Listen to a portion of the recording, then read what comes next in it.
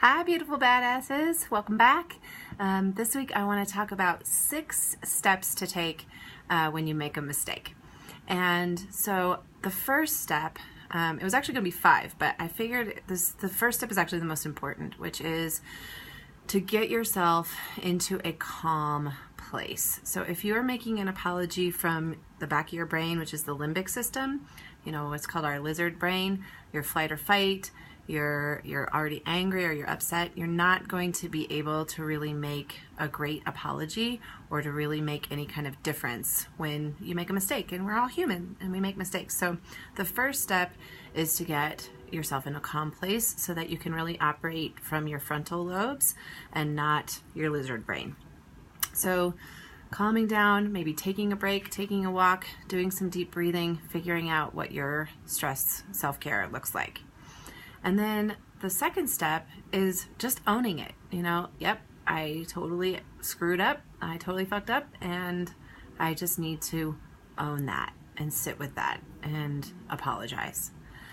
Then the second step is to see if you can do anything to make it better. How can I make this right? How can I see if I can correct the mistake? Some mistakes are correctable and some aren't.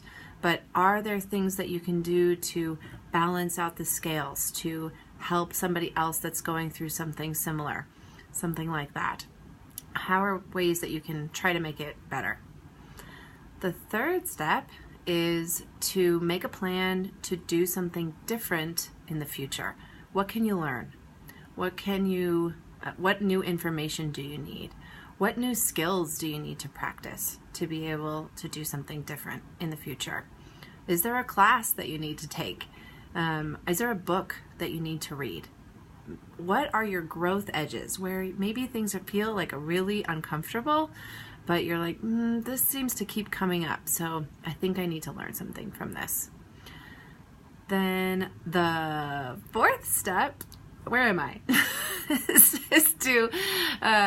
is to completely own the consequences of your actions.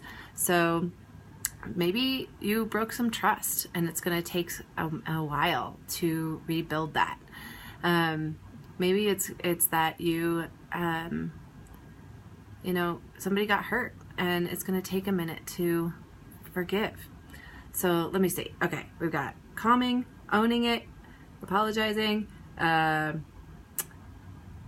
make a plan to do something different, try to make it right, accepting the consequences of your actions.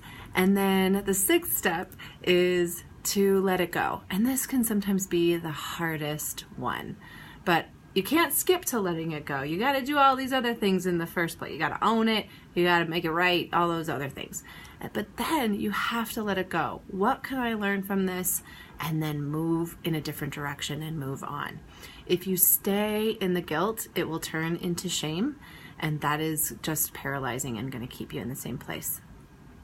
All right, my dears, I hope you have a great week. Be well. Bye.